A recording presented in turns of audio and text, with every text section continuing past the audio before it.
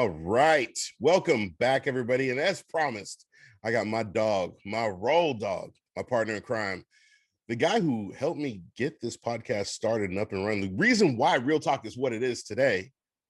Cody, what's up, bro? Raider Cody, what is good? First time being a guest on Real Talk. I know, right? It feels a little weird, man. I mean, I've been on the podcast like once or twice, or whoever knows how many times at this point. But yeah, dude, being a guest on Real Talk is real legit. So I like it. This is gonna be fun, man. Everything had to come full circle. You know, we had to, get this thing rolling. The rebrand of the podcast, it just made sense, right? Like this is how it started. Yeah. This is what we do, right? We get on here, we shoot the shit, we talk football, and we have a good time doing it. And we just have some real talk. And you and I, we've had some real ass conversations through the years. And who better to bring on for the inaugural episode of Real Talk than the guy that it all started with. Good stuff, dude. I actually like that. I didn't really think of it. So this is, I mean, I guess, this will be the first. This is the first official episode. I dropped like a 5-minute banger the other day, but this is the real first episode of Real Talk with Kenny King, Jr. Because I have to live off my dad's name, and that's the reason for everything that's happened. But I wouldn't expect anything less, man. I'm a Bay Area banker, man. It's good stuff. Hey, no, honestly though, side note, glad you actually went with Real Talk, because I told you from the get-go, just take it, run with it. It's who you are. And we're doing it, man. Good stuff. So anyways, dude, we're just talking about this. We're counting down the days to the season. About time. Yeah. We're kind of through that like rough patch of what's happening to where it's like, okay, it's right around the corner. We got through the OTAs, training camps coming up, bro. What are we talking about today? Dog. So I've got a couple things that I think that is going to get fans excited. Obviously we had the first thing on the docket, right?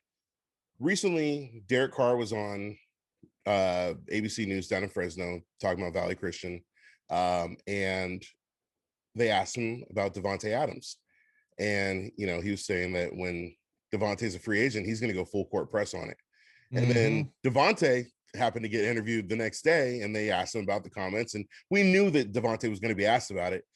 And Davante said it would be a dream come true to play with him again. Now, we know that Derek and Davante in college were unstoppable. That's where the 4 to 15 connection started, right? And, to see those guys go from where they were in college to potentially play together, it would be a dream come true. I think that, Derek has always had solid receivers, but he's never had a true number one. Yeah. What would a guy like Davante Adams bring to the Raiders? Man, a guy that we haven't really seen since, I'd say, Michael Crabtree at this point. Yeah. And I still feel like Michael Crabtree is just kind of a small sample size. He came in as a talented guy, a guy that Derek could trust, a guy that at the time, especially when the Raiders were winning, did buy in and did, kind of, you feel like poured his heart into playing for this team. Yeah. I feel like that's what Davante would do, just for the sole reason of playing with probably one of his best friends, Derek, getting in there, having that chemistry already, having that confidence in each other, and having that immediate excitement, like, yo, like we're playing together. Like, how sick is this? Yeah. I don't think, just because it's professional football, you're still going to have that that backyard football type of vibe whenever you pull off moves like that. It kind of makes me think at this point, I joked about it today. It's like, quit waiting for the freaking off season next year. Just pull the trigger and trade for him. We probably don't have the possibility right now, of course, the cap situations and whatnot, but that's how excited I am about the idea of it, just because me being an hour away from Fresno State, watching a lot of Fresno State games back in my day, this is a dream come true for me too. And it's funny that you use that quote, because did Pro Football Talk and Mike Florio use that quote, or am no? They said that he wasn't going to dabble in that conversation. And it's funny because I feel like Pro Football Talk and Mike Florio have been getting dragged a lot lately. And granted, a lot of it's been coming from me, but the rest of it's coming from me. But you're doing it. I see Vinny out there doing it. I mean, like I had a conversation with Vinny about it, and it's like, I think the issue that people have, and especially like journalists, right? Like actual journalists, people that do this as their job, like this for me is a hobby. This for me is something that I do for fun. Just like you, we do it for fun. Yeah. Somebody like Vinny who does this job, does it as his profession.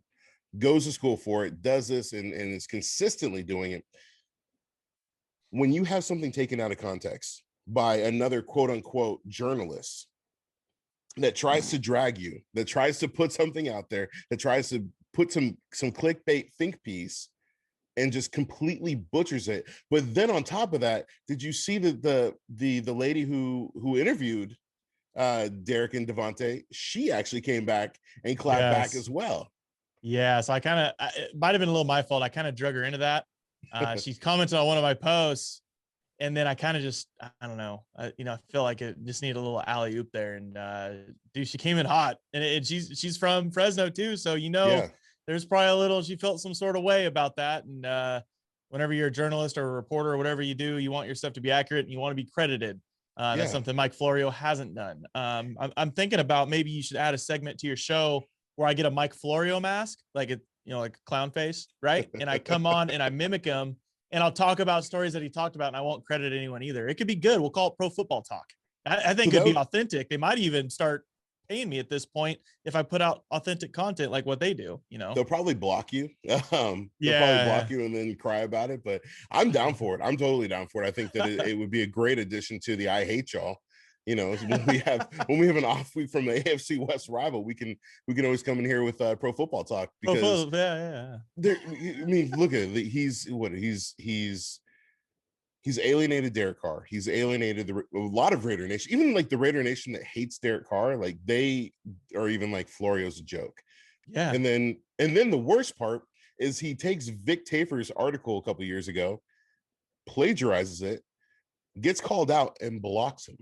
Gosh, dude, I'm telling you, it's one of those things where that's what we hate as fans, and that's kind of why they clickbait a lot of Raider Nation too, is because we get so frustrated. Mm-hmm. But it's well worth it in this case, just because he's just such a dirtbag at this point. It's like, I'm sorry, there's no nice words for Florio, because I feel like at this point he has nothing respectful to say, especially about the Raiders at all. When it comes to John Gruden, when he gets his little butt buddy Chris Sims in there to talk crap and do his quarterback rankings, when he can't even remember how to call a play when it's getting told to him 4 times. Why stick looky? Come on. Yeah. It's like, at what point do you just kind of like pull back the curtain and be like, you know what? Hey, we might need to go a different direction, because at one point I remember somebody, I think it was my best friend, Pat McAfee, right? Is that how you say his name? I haven't learned how to say his name. Is it McAfee? Something like that. McCafe? Who gives a fuck? It's Pat McCafe, Caramel McCafe from McDonald's. He said, I forget the quote exactly, but saying that every general manager or front office person would always have Pro Football Talk popped up on their screen, because that's where all the latest news was. Obviously that had to have been a long time ago, because now all it is clickbait garbage. And what are you really getting from this? Especially like that quote right there that he put on his website.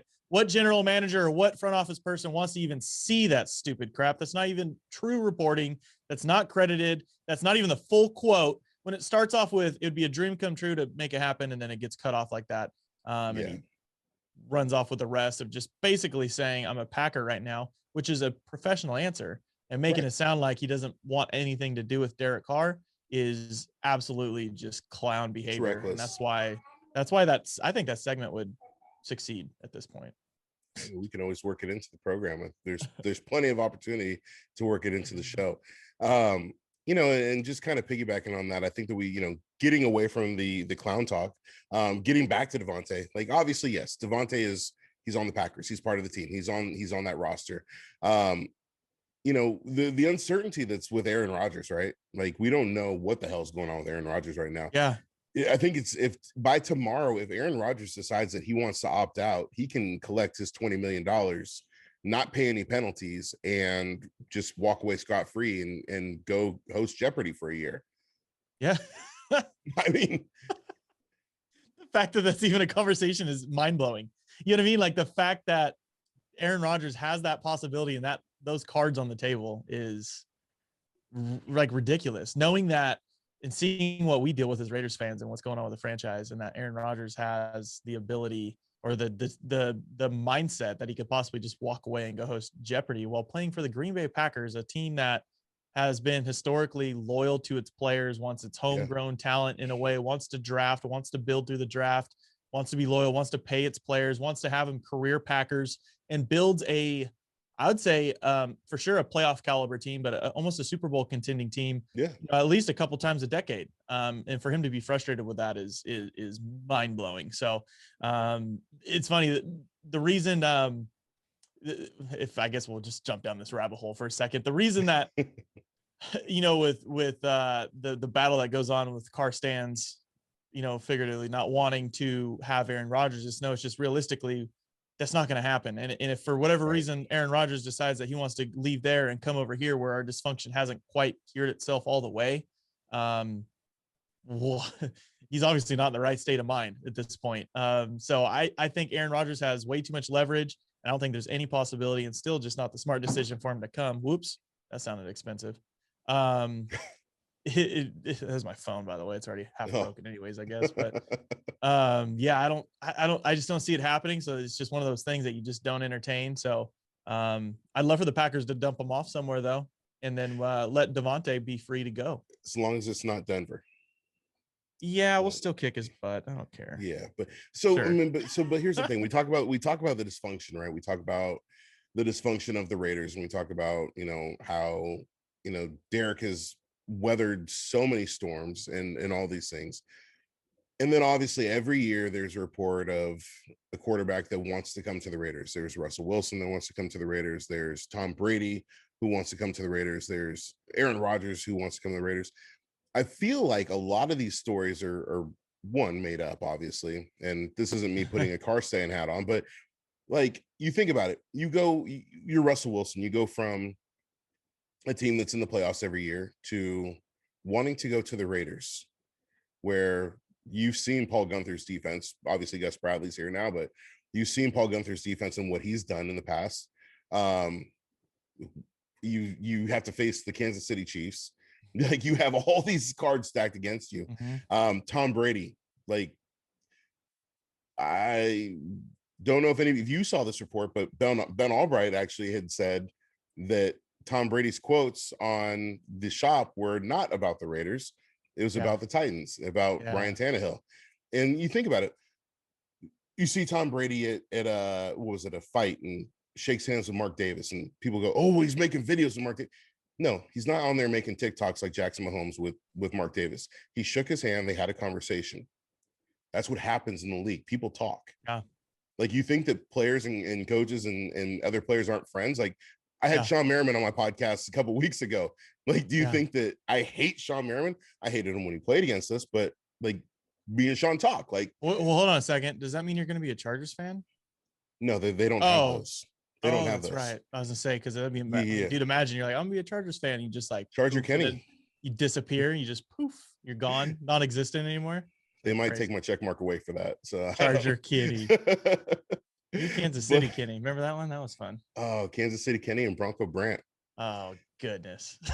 But so we get into that, and I think that it's a lot of smoke screen and it's a lot of things that go on. But enough about that. Enough about the clown talk. Let's get into some fun stuff. I like fun stuff. I saw, obviously the Travis Kelce and George Kittle put on Tight End U, and they had all the tight ends in the league, all the starting tight ends, and even some of the backups across the league. Almost, I think there was 49. Actually, I know there was 49 tight ends because George Kittle made it a point to say there were 49 tight ends invited that showed up. Greg Olsen was there, part of the Blue Wire family. And the only guy that wasn't there was Tim Tebow, which, I mean, we'll get into that later. But might have been on Sunday morning. It's probably busy. Possibly. But Darren Waller and Foster Moreau was there. And, from reports that I've seen from people I've spoken with, obviously Darren Waller's a beast. They were saying Foster Moreau was impressing them at the tight end university. And we saw obviously the catch of Foster with the jugs machine doing the one-arm Odell Beckham catch on the sideline. This tight end room obviously is stacked. There's a lot of people in there. But could Darren Waller and Foster Moreau be the best tight end duo in the league this year? Well, I'm glad you brought up this topic because I'll never forget. I think was it this time last year? might have been last year, maybe the year before. No, it was last year. And you made a prediction that you thought, Foster Moreau could be like the absolute red zone guy. Obviously, old man Witten took away some snaps from that. He's coming back from injury. Things didn't quite line up for him to get the opportunity to get out there and be that guy, or, get those touchdown receptions in the red zone. It's still there though. The talent's still there. The versatility is still there, where he can go up there and line up in any situation. You could be inside the 5 and, just extreme, just powerhouse formation. And he's just going to dip outside and, have the athletic ability, and the hands, and really just the route running and the smarts to get open and get an easy touchdown. He's a big target, tall guy. And I think pretty reliable. I'd imagine, but from what we've seen, and like I said, his versatility, just, when you see a versatile player, that shows that they're football smart. It's not just the talent that they have. It's the ability that they have to be able to switch on and off certain talents to be able to play different positions. And he has that. So you never know what the defense is going to be able to come up with to stop him, because you don't know what he's going to come up with. So it's just, it's a little bit of a chess match, and tying that in with, without a doubt, and this isn't any way to argue, a top 3 tight end in the league. I will argue top 1, just because I am that homer. I don't care. Even if he's not now. I've always said this about, if he's going to be the best in the league, maybe he's not now, but maybe he will be. So that's how I'm going to reference the best tight end in the league right now. At what he does, I believe. Obviously elevating, if we have a bottom 25 receiving core, at wide receiver, should I say receiving core, having a tight end that elevates our pass offense to top 10 is phenomenal. So adding in Foster Moreau, getting rid of old man Witten, giving Moreau those snaps, and letting him be well over a year, past his injury, what's probably been a year and a half. Very, very healthy, kind of got walked back into this thing. And dude, I'm with you. I think maybe Darren Waller's not the number 1 tight end, but we have the number 1 tight end duo in the league. That we have the ingredients for that, and that's all you can really ask for as a Raiders fan. Who cares? It's not fantasy football. I'm not trying to pick what tight end I want to start. I want to see this silver and black football team win on Sunday, points, and that's how we win, is with the best tight end duo, not just whoever's going to put up more on fantasy football. And I think that Foster is going to create he's going to get a lot of opportunities, because he's going to get double teamed this year. I think that Darren's going to cause a lot of double teams. People are gunning for him. But I think that you're right. I think that Darren can make the jump, the leap, a very small leap, in my opinion, to that number 1 spot. And I know that people are torn. Obviously, top 3 is Kelsey, Kittle, and Waller. It's interchangeable, right? I think that Kelsey last year obviously cemented himself as number 1. Kittle got injured, so he dealt with that. Kittle's a great blocker. I'm not going to take anything away from him on that. He's a great route runner. Darren Waller's a great route runner. He's fast. He's quick. He's great with yak. He needs to get better at blocking. Kelsey the same. Kelsey's not a great blocker. So I think that really it's up in the air. I think that either one of those 3 can earn that all-pro honor. I think that, I think with Kittle coming back, there's going to be more opportunities for a second team all-pro as well. But, we look at Foster, and Foster, his rookie year was a stud. And then he got injured, and then we brought Witten in, and we just rolled with that. And so it'll be really interesting to see how this works. John Gruden talks about getting better in the red zone. Foster, Waller, Moreau, or not Moreau, Edwards. Like, you get the big bodies in there, right? And so those are the things that we look at. We talk about duos, right? And another duo that I think can be a top 5 in this league is this running back duo. We got Josh Jacobs and Kenyon Drake. Alabama backfield. What do you think? Drake and Josh, man. I love that TV Drake and show. Josh.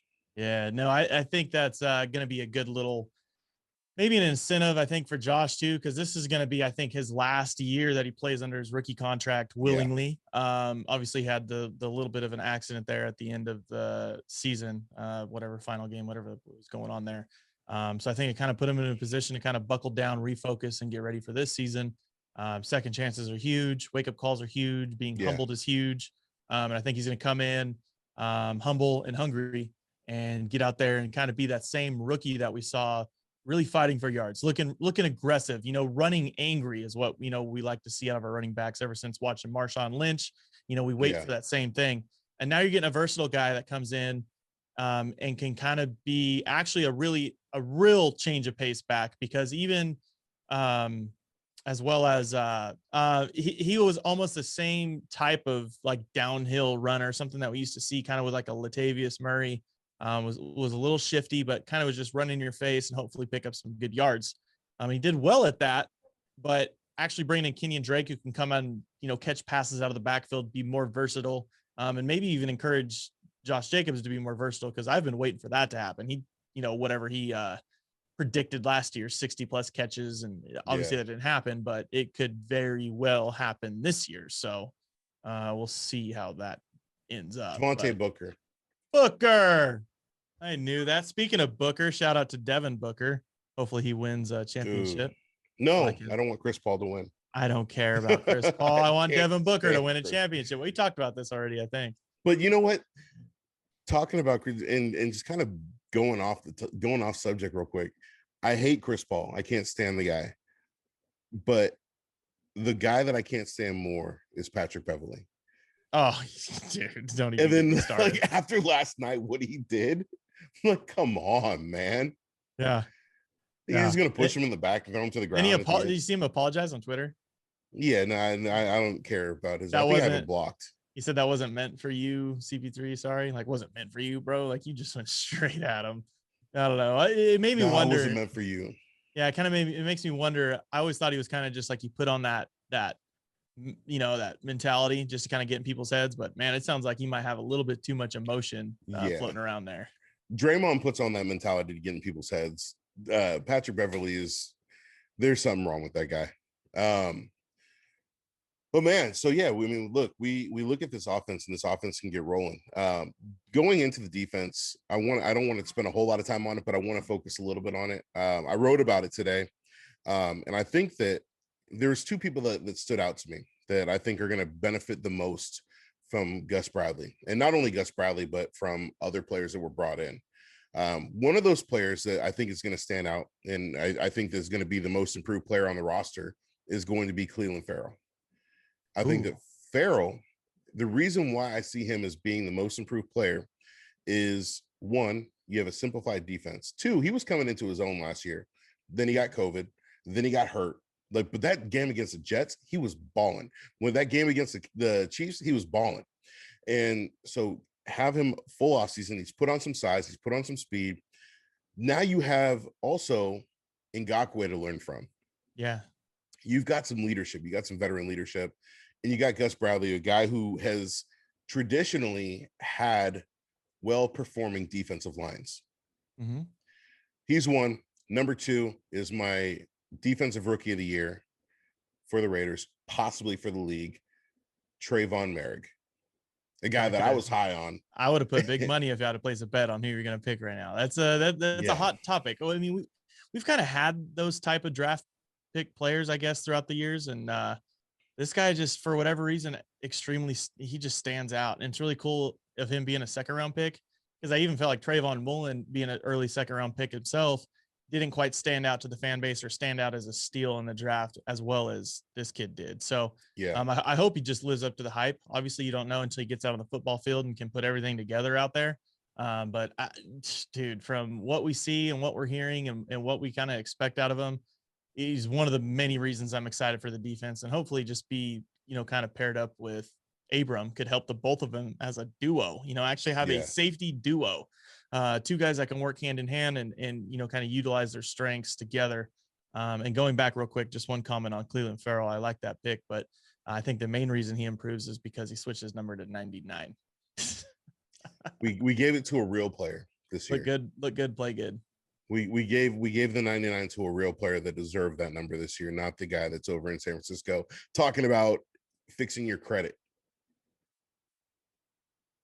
Oh gosh, that guy. Yeah, the guy that said we didn't need any help. You know what always worries me is when you have somebody that says we don't need any help. Like, if somebody says we don't need any help, you're insecure in yourself as to what your abilities are and what you can do. You think when we brought in Marcus Mariota, Derek Carr said we don't need any help? No, Derek said, hey, I'm grateful to have Marcus because we have a better quarterback room. Mm-hmm. And so, when we brought in Kenyon Drake, Josh said, I was rallying for us to get this guy. That's what you want to see. You don't want to see people say, nah, we don't need this guy. Like, I don't think any of the receivers would say, no, we don't want Davante Adams. Yeah, because he's being selfish and wanted to snap. So we want players that want to win football games, and bring in whoever you want to win football games. Take on that role, be the role player. And if you're going to be getting those snaps that you were arguing about saying you didn't need, don't screw them up and get a stupid late game penalty to lose games. So that's a whole nother topic that'll get me pissed off. But yeah, if you're going to say it, if you talk about it, you better be about it. You want those snaps, you act hungry for those snaps, you better get out there and play some ball, because that's the kind of stuff that pisses me off. So have fun in San Francisco. So, whatever. Have fun. No love lost. So let's get out of talking about what's going on with the team, what's everything like that. But what we got going on for this season? And now, last season, obviously, we were in a pandemic year. We managed to pull out some shows. We went down, we did a couple shows, did live shows, had that happen. What are we doing this year? Because I know that we're going bigger, we're going better, we're going harder, better, faster, stronger. Are you going to be out there for every game this year? I'll be out there for every home game. I don't know where yet. I don't know what is going on quite yet. We're getting there. The details, I would say 2 weeks, 3 weeks. I'll know. The season's around the corner. We're just talking a month and a half away from preseason. Yeah. So I'm going to be out there for the preseason game. I'm going to be out there for all the home games. If there's a playoff game, when there's a playoff game, home or away, I'll be there. So I'm kind of just, I'm planning to be in Vegas all the time. So if you guys are going to Vegas, be on the lookout. Obviously, where I'm at is most likely where, Kenny's going to be at. We'll see what's going on there. We'll see what happens. We got Blue Wire doing a lot of big things over there. You can see Kenny over there at the Wynn studio at Blue Wire. We'll see what's going on there, but every home game, there's going to be a lot of stuff going on. I don't know if I'm going to be at the actual game or not. Probably won't. I'm hoping to make it to one, maybe, but I'll for sure be in Vegas. And we'll be doing it big no matter what. So are you going to sell tickets for people to line up and check you for? Yeah. Oh, that's right. Yeah. For what I said, or even probably didn't say, or just, how Twitter people are, they get angry. And, it's real frustrating being on Twitter. It makes you want to check people. Yeah. I hope I get checked. I could use a good checking. I don't like your 280 characters that you used. I'm going to check you over that. That's really frustrating. I could make a choice on whether to read your stuff or not, but I'm going to choose to read it and get mad about it for no reason. I'm going to get angry. As Caden would say, I'm going to get angry. Angry. It's not even angry. It's angry. That's great. But man, so season's right around the corner. Obviously we're going to be, as season kicks up, you and I will be doing a lot more shows. We'll have a lot more things going on. Obviously you are welcome on Real Talk anytime you want. You can call me anytime and say, hey, I want to get on. Cool. What are you doing tomorrow? Tomorrow I am doing a podcast. You want to hop on? Shit. Get your clown mask. We'll do pro football talk. Oh, the first pro football talk segment. I need to get the clown mask. I can do it good. Oh man, that's great. But yeah, man, I hope you have a great weekend. Hope you have a great 4th. Enjoy with your family. Tell your family I said hi. Give the kids a hug. Likewise. Anything you want to, I will for sure. It's Caden's birthday on Tuesday. Ooh, what's he now? What is he? What, he's like 9, 10? How old is that kid? He's built 3. like a 13-year-old. Oh, okay, he's 3. Gosh dang. Yeah, I'm getting him a weight set for his birthday and some muscle milk. So there you go. I can imagine. Protein shakes now, kid. Time to grow up. Exactly. Hey, but we got your Raiders jersey. You're gonna play on the line this year.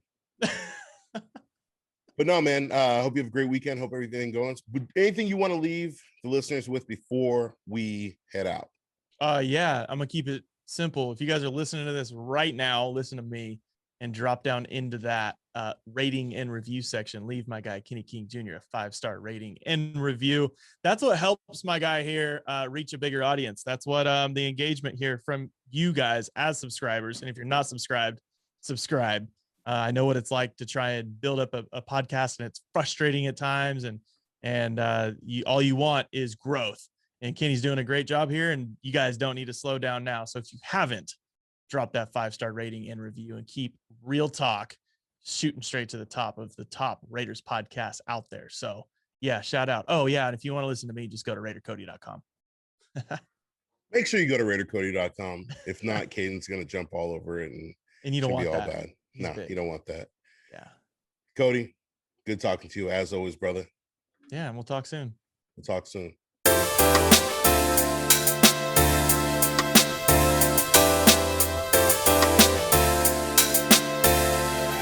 Kenny K, real talk.